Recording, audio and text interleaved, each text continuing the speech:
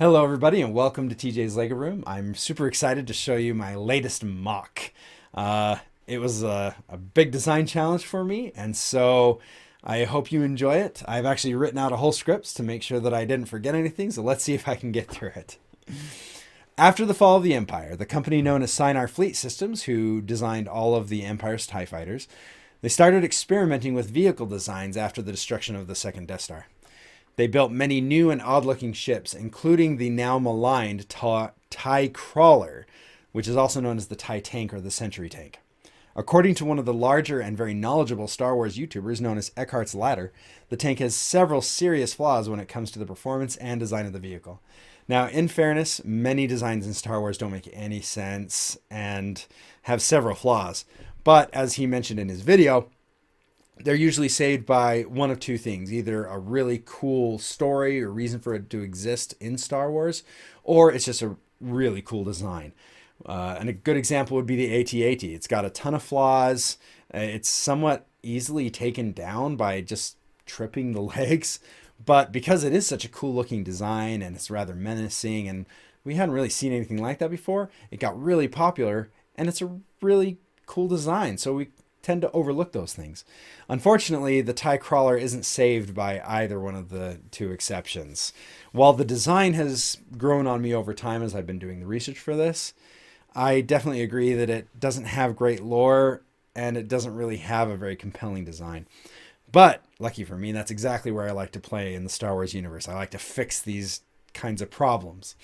Although Eckhart's Ladder isn't the only one who's made those accusations or pointed out these flaws in the tank, he did a really good job of being very specific and organized about how he presented it. So I decided to use his detailed complaints to come up with a final order TIE tank that not only addressed the in-universe lack of lore, but also solved many, if not all, of his critiques. So behold, the Final Order Suppressor Tank, also known as the TIE Crusher. It was built through a collaboration between two different companies in Star Wars. The Seinar-Jaemus company, which built the TIE fighters for the First Order and the Sith Eternal Fleet. And then they met up and worked with Aratech-Loratus, who designed and built the Tread Speeder from Rise of Skywalker. The TIE Crusher was built for the Final Order to be a presence on the ground as a symbol of their unyielding might. Now, I'm going to go through a bunch of the design challenges from the original tank and explain how I changed and adapted them into the new craft. Starting with the treads. Now, one question you might ask: why do vehicles in Star Wars need treads? Don't they have hovercrafts? Don't they have repulsor lifts and land speeders that float over the ground? Yes, they do. So why do some things have treads? Well, in the case of like the Sandcrawler, it's just really, really heavy. So you need something that can handle that kind of weight. Now, in this case, instead of the vehicle itself being heavy, I decided to design this thing as though it were meant to be deployed on planets with extremely high gravity. Now, in Star Wars, there are actually several planets with anywhere from double to up to 100 times what we experience on Earth. These planets would really tax the repulsor drives to basically overheating and exploding. So a tread vehicle would easily be used on these types of planets to maintain a ground force presence without having to balance a walker with its high center of gravity or deal with the repulsor issues that I just mentioned. Now, to prove that I did my research, a few of these heavy planets that I found are Megalox Beta, which I think was actually a prison planet, Aram, Beri, and Karita. Those are four of there are actually several planets that have heavy gravity, but those are just four that caught my eye. Of course, while this tank would be designed for higher gravity, it obviously would definitely see use on regular gravity planets, depending on if it was fulfilling the role that they needed it to fulfill at the time on a particular place. Now, I also think that as far as speed goes, if this thing was on Earth, I imagine it could probably go about 100 miles an hour, equivalent's like 160 kilometers an hour. But if it was on a heavier planet, a high gravity planet, you could cut that down based on the degree of increase of the gravity. Now, the treads on the original TIE Crawler were huge. It was like they took an entire TIE fighter wing and stuck it on the edge of this thing and covered it with a tread. The shaping was actually more like Darth Vader's TIE fighter a little bit, but it was still just gigantic. And in the video that Eckhart's Ladder was talking about this, he mentioned that this not only would impede the driver's view, but because of the way they designed it, the treads would be a huge target because it contained the fuel system, the propulsion system, the treads basically, and all the motors and everything. So on the suppressor tank, I knew I wanted to keep some of the original design ideas in place, so I decided to stick with the shapes of TIE fighters that we already know. This provided solutions to a couple of the issues in my mind. The TIE Interceptor, which is where I got the shape for this one, is one of the most beloved of all the TIE fighters. So using its shape, I hoped would transfer over a few coolness points to the build.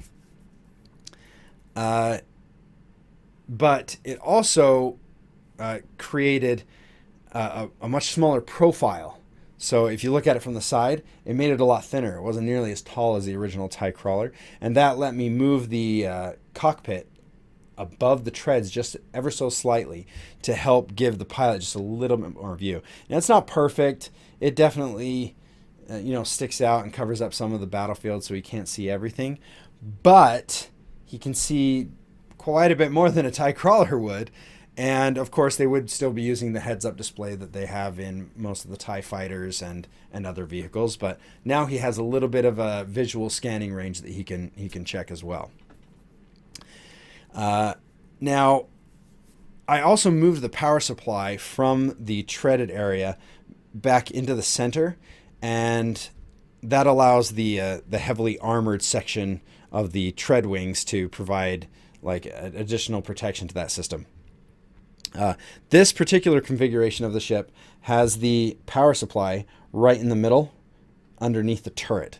So it provides power to everything, but also is fairly protected from multiple different angles because of its positioning.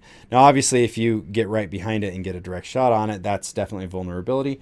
But what is a Star Wars ship without a little vulnerability, right? Everything's got to have a self-destruct button or something like that, or exhaust port that was placed there intentionally by a rebel spy. Hey, I watch movies. I know what we're doing here. All right, so the last idea I had was actually about the drive system itself. While the housing of the treads is well armored and can deflect anything but a straight shot from a very large weapon, the treads themselves have always been a very vulnerable spots for tanks throughout history, not just in Star Wars, but in the real world. The treads are always a high target. If you can disable the vehicle and stop it from being able to be used in battle, that's a really big deal. Now, my solution was actually to form a magnetic tread top that would be separate from the actual drivetrain that moves the ship. These, of course, would be some kind of Star Wars-y super magnets that don't just fall off if they get bumped wrong. And it would make each piece of the tread replaceable on the fly, even in battle. So if some of these things got blown off, you could grab a replacement and pop it back on, and it would just suck to it, which would be pretty awesome. I also thought it would be pretty neat if you could actually replace those different treads, but there are like key points on it where if you rearrange the treads, that no matter how many lost over time, as long as you didn't lose like more than half of them, you could actually still operate the vehicle, which I thought would be pretty fun. I actually experimented with this a little bit on the ship, and so I'm going to show you right here. On this side of the tread, I actually have a section that is missing some of the wider tread and just uses regular chains. And I did that because I wanted to see if it would actually drive around on the ground with those treads missing, and it totally does. So all the treads completely move. It's a free moving thing. It's so much fun. I really enjoy looking at and playing with this ship. So the replaceable tread thing, I think worked out really well. The last negative thing about the treads that I will mention, and I heard it all the time, is that they're not maneuverable. Like tanks can go fast, like we look at the modern day tanks. They're quick and they're agile, but the maneuverability, you know, it takes a little bit of time to turn them back and forth. But I stumbled upon a solution to that as well, and it was mostly by accident, because when I made the interceptor shape wing, only this small section here touches the ground at any given time. Now, if you've ever watched an excavator or any kind of a tracked vehicle turn, you see that it actually slides the front and back from its center of gravity. It slides that front and back all the way across the ground. There's a lot of friction there. So by limiting the contact points on the ground, I think it actually made this thing slightly more maneuverable. And now your front end is going to be pretty swingy, but you know, you're still going to be able to turn very quickly with very minimal friction, aside from what you would normally get like on another tracked vehicle. Now, another thing about the shape as well is, since this was a high gravity planet deployment, I kind of came up with a little bit of lore inside my head that the reason this is on such a steep angle is because when they would drive on these high planets, if it dropped those pieces too fast to the ground, the magnetic plates could disengage or become dislodged or have problems. And it would pull it away from the ship if they tried to drop it too fast to the ground. So when it's traveling forward, it gradually lowers those things to the ground to keep going. Now, obviously, the speeds I'm talking about, it doesn't totally make sense, but that was a fun idea I had, and I decided I just wanted to share it with you. All right. Now might actually be a good time as well to say that some of you might be screaming at me, that's not how treads work. I actually drive a little mini excavator all the time, so I do actually know how treads work. I know I'm playing a little bit with the physics on it, but that's what we're here for. Star Wars is fun. All right, so that's the first problem we had, the treads. So I think we resolved most of those problems. Now on to number 2 problem, firepower. Now, while the TIE Crawler apparently did have really great weaponry, its limited firing arc due to the placement of the treads really made it bad at combat that required anything other than a forward assault. Like, we're almost going to go back to the treads again, because the treads blocked the field of view for the guy. They also limited where you could actually shoot lasers because of how big they were. So it's almost like the only problem he had with it were the treads. Right? Now, it did have a turret, but the original TIE Crawler, in order to facilitate the boarding from the top, like most TIE fighters, the turret was on the bottom of the cockpit. So it was completely blocked by the treads, except for someone directly in front of you or directly behind you. Now, the obvious solution to fix that on my ship was to add a 360-degree turret, which I did. But I actually ended up spending about 75% of my final build time trying to figure out a turret that looked good and still gave full rotation, and this is what I ended up with. The cannons are arranged on a single plane, so they're all in line with each other, and that was for 2 reasons. It was to allow for full rotation over the pilot's cabin. You can see it just barely clears over the top of that. But it also helped me keep that low profile that I wanted to keep because of the high gravity lore reasons, and also my own design parameters. I wanted it to be nice and flat when it was final. Now, in addition to the cannons on the top, I also added some munitions, some ordnance launchers on each side, and these things actually can tilt up and down, which is pretty fun. I like that. Now, this actually keeps the danger of a munitions explosion minimal. So if somebody were to hit that or it exploded or anything, it's still covered by these massively armored treads, and it's far away from the pilot and the gunner, so you're not going to have a huge problem with it. Keeps them a little bit safer, right? See, I'm thinking about the pilots. I know they probably wouldn't, but I do. And then, of course, the pilot does have a couple of little cannons right here on the front. They're just light cannons, mostly meant for clearing out debris, kind of blowing up stuff that's in the road that might be in the way, or some light infantry, anti-infantry stuff. That's pretty much all that would be for. The good news is that pretty much all the criticisms that Eckhart's Ladder brought up were basically in these 2 categories. But I did have a few other details that I added that I thought would make this craft just a little bit better. I added lights to the front inside of the treads just to operate at night. I also think they look kind of cool on the inside there. I think they look pretty nice. And then on the back underneath, let's see if I can flip this around. Underneath here, I actually have a little section that has some extra treads for them to carry with them. So they don't just have to rearrange them, but they can actually fully replace 5. I've got 5 of them down here. Now, the reason I added those was also because when I looked at modern tanks, a lot of them have spare track pieces on that they keep for emergency field repairs and things like that. Now, the one detail that I did keep from the original TIE crawler was that the cockpit is basically a TIE fighter, and all the controls are the same as you would find on the Final Order Javelin, the Wrath, the ATAW that I built. All of them share the same control system. And that makes it really adaptable for a pilot to be able to jump from one to the other with very little training, be able to completely become proficient in that vehicle, which I think was a brilliant idea that the Empire had. Good things come from all kinds of places. I'm looking at you, Volkswagen. Now, for most of the TJ Lego Rooms builds that I do, there's either some kind of cool mechanism or modular design that gives the ship a little extra cool factor. This ship is on the modular side. The whole turret and power system right here is able to be removed and replaced with a different system.